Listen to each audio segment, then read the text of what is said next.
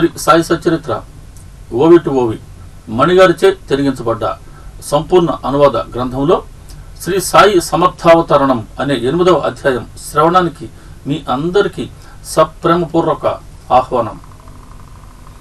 ఈ అధ్యాయంలో 148 ఓవిలు ఉన్నాయి. ఇందులో ప్రధానంగా 87 ఓవిల దాకా మానవ జన్మ యొక్క ఘనత, మానవ జన్మ యొక్క కర్తవ్యం, అదేవిధంగా మానవ జన్మ యొక్క సాఫల్యత లేదా సార్థకత అనే వాటి గురించి చాలా చక్కగా చర్చించబడింది.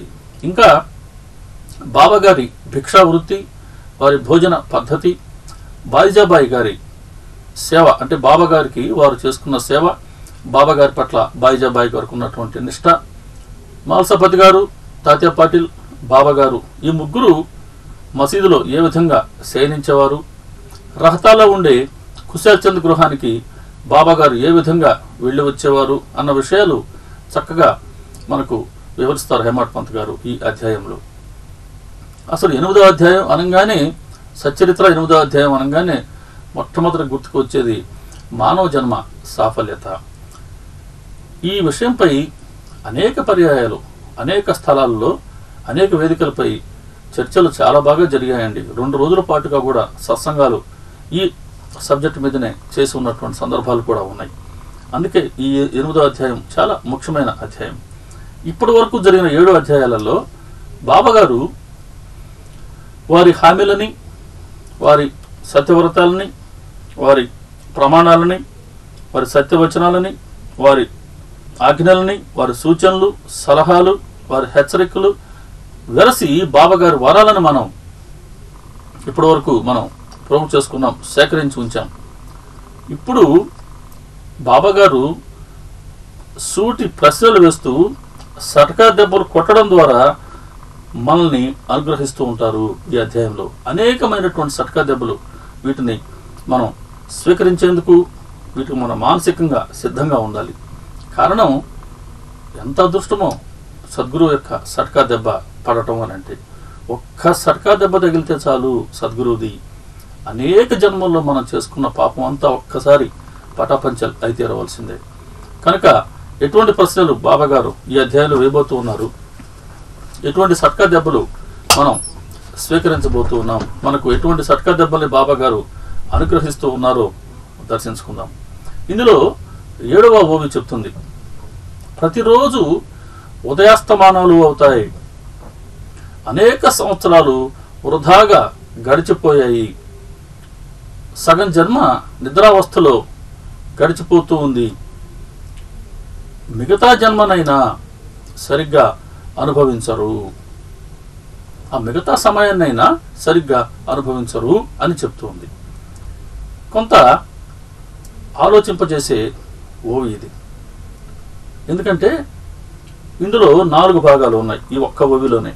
మొదటి భాగం ఏంటి? ప్రతిరోజు ఉదయాస్తమానాలు అవుతాయి. వాస్తవం, దాంట్లో మన ప్రమేయం ఏమీ లేదు. మనం కావాలనుకున్నా ఏ ఒక్కరోజు ఆగిపోదు, మనం వద్దనుకున్నా ఏ రోజు రాకుండానూ ఉండదు. కనుక ప్రతిరోజు ఉదయం అస్తమానం అవుతూ ఉన్నాయి, ఇందులో మన ప్రమేయం లేదు, ఇది వాస్తవం. రెండో భాగం, అలా అనేక సంవత్సరాలు వృధాగా గడిచిపోయాయి అంటుంది.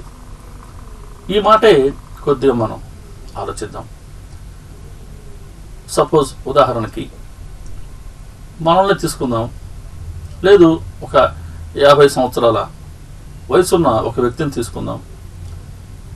మరి ఇప్పటి వరకు ఈ వ్యక్తి తను జన్మించినప్పటి నుంచి తను ఏది సాధించాలి అనుకున్నారో సాధించుకున్నారు, ఏ కోరికలు ఉన్నాయో వాటిని తీర్చుకున్నారు, ఇంకా ఎన్నెన్ని కోరికలు ఉన్నాయో వాటిని సాధించుకునే ప్రయత్నం చేస్తూ ఉన్నారు కదా.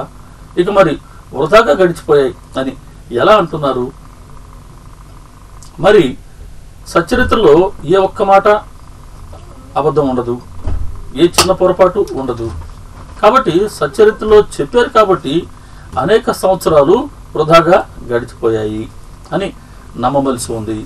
కానీ మన అనుభవానికైతే మనం ఇప్పటి వరకు ఏ సమయాన్ని వృధా చేసుకోలేదు, సమయాన్ని చాలా జాగ్రత్తగా మనం ఉపయోగించుకుంటూ ఉంటాం అని మన భావన. ఇక్కడే వ్యత్యాసం ఉంది మన దృష్టికి సచరిత్ర చెప్తూ ఉన్నదానికి. దీన్ని కాస్త లోతుగా పరిశీలించాలి అని అంటే ఒక సగటు మనిషి జీవన ప్రయాణాన్ని తీసుకుందాం. జన్మిస్తూ ఉన్నాం తల్లి గర్భంలో. తల్లిదండ్రులు మమకారం కొద్దీ, వారి శక్తి కొద్దీ పోషిస్తూ ఉన్నారు. పెరుగుతూ ఉన్నాం. ఆ చిన్న బాల్య వయసులో ఆటలు పాటలు, తరుణ వయసులో తరుణి రక్తులు. సరే, చదువుకున్నాం. ఉద్యోగమో వ్యవసాయమో ఒక వృత్తో వ్యాపారమో మనం సెటిల్ అవుతాం. ఈ సెటిల్ అయ్యేసరికి చదువులు పూర్తయి ఉద్యోగమో ఈ మార్గంలో సెటిల్ అయ్యేసరికి 25 ఏళ్ళు రావచ్చు. పెళ్లి చేస్తారు. 26, 27 సంవత్సరాలకి ఇప్పట్లో పెళ్లి చేస్తూ ఉన్నారు. 30 ఏళ్ళకంతా సంతానం. పిల్లలు పుట్టినప్పటి నుంచి ఒక 3-4 ఏళ్ళు వాళ్ళ మురిపాలతో గడిచిపోతాయి. 34. ఇంకా అప్పటి నుంచి వాళ్ళ చదువు ఇంకొక 21 సంవత్సరాలు, 55 సంవత్సరాలు వెళ్ళిపోతున్నాం. 50 సంవత్సరాల తర్వాత తిరిగి వాళ్ళు చదువు పూర్తయిన తర్వాత వాళ్ళు ఉద్యోగంలో సెటిల్ అయ్యేసరికి 60 ఏళ్ళు. వాళ్ళకి పెళ్లి చేస్తాం. 63 అంటే మనకు 63-64 ఏళ్ళు వచ్చేసరికి మనవాళ్ళు మనవరాళ్ళు. ఇక వాళ్ళ ముద్దు ముచ్చట్లు అలా 70 సంవత్సరాలకు వచ్చేస్తూ ఉన్నాం.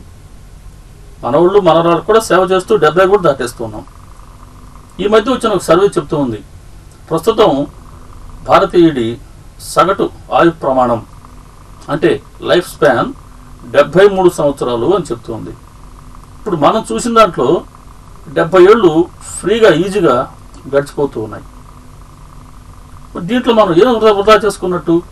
చాలా జాగ్రత్తగా మన జీవితంలో సెటిల్ అయ్యాం. పిల్లల్ని చదివించుకున్నాం. వాళ్ళకి పెళ్ళిళ్ళు చేసాం. వాళ్ళ పిల్లలకి మనం సేవ చేస్తూ ఉన్నాం. ఈ మధ్యలో ఎన్నో ఫంక్షన్స్, ఎన్నో వేడుకలు, ఇంకెన్నెన్నో ఇవన్నీ కూడా మనం సరదాగానే చేసుకుంటూ ఉన్నాం. మరి ఎక్కడ సమయం వృధా అయినట్టు?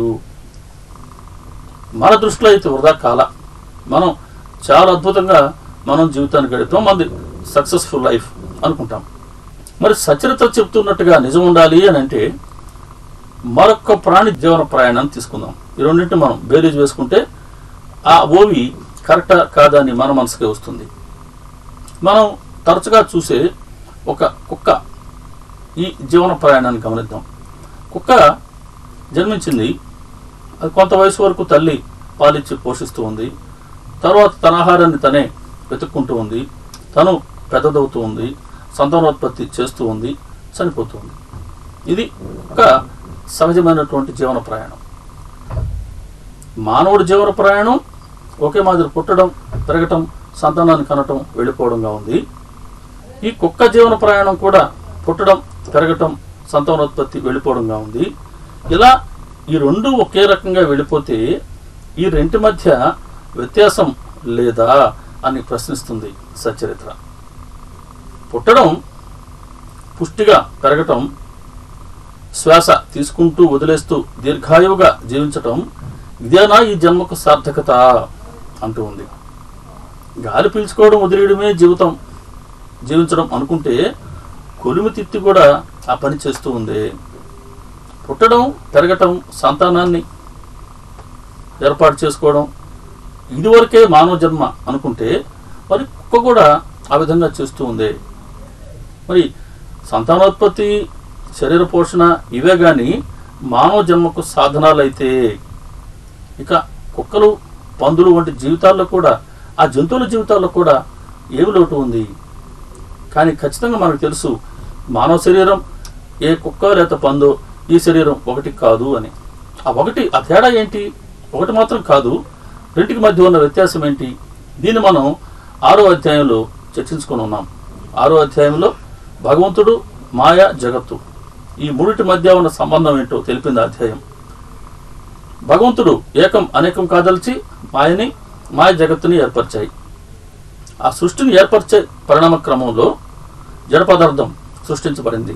తరువాత దానికి చైతన్యాన్ని, జీవాన్ని ప్రసాదించడం జరిగింది. అప్పుడు ఆకాశం, భూమి, సూర్యుడు, చంద్రుడు, నక్షత్రాలు, నీరు, నిప్పు, అగ్ని, వాయువు ఇవన్నీ ఏర్పడ్డాయి. వృక్షరాశి ఏర్పడింది, జంతురాశి ఏర్పడింది. ఈ జీవరాశి పెరుగుతూ ఉంది. కానీ ఇంత విస్తారమైన బ్రహ్మాండాన్ని సృష్టించిన సృష్టికర్త యొక్క ఘనతని, వారి సామర్థ్యాన్ని ఏ ఒక్క జీవి కూడా ఆలోచించడం లేదు.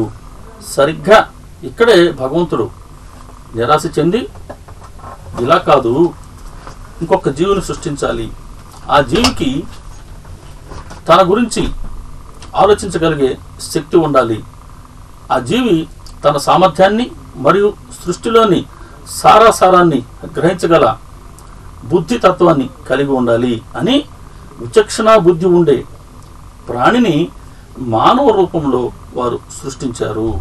అంతటితో ఆ సృష్టి, ఆ లీల నిర్మాణం పూర్తయింది అంటుంది. భగవంతుడి ఆకాంక్ష ఏంటి అనంటే, మానవుడికి ఉన్నటువంటి ప్రత్యేకమైన విచక్షణ శక్తి, ఆ బుద్ధి తత్వంతో వివేకాన్ని, వైరాగ్యాన్ని సంపాదించుకొని సాధనతో తన గురించి ఆలోచిస్తాడని, తన మహిమలని వింటూ తనని ధ్యానిస్తూ ఆశ్చర్యపోతాడని, తమనే అవలోకిస్తూ జ్ఞానాన్ని పొందుతాడని, తమ దర్శనం చేసుకొని శాశ్వతమైన ఆనందాన్ని పొందుతాడు అని భగవంతుడి ఆశ, ఆకాంక్ష. మరి భగవంతుడి ఆకాంక్షకి అనుగుణంగా మనం చేసుకోవాల్సింది సాక్షాత్కారం. అంటే ఎవరైతే సృష్టిని ఏర్పాటు చేశారో వారి దర్శనం చేసుకోవటం మానవ జన్మ యొక్క కర్తవ్యం అంటుంది 10వ అధ్యాయం 10వ ఓవి.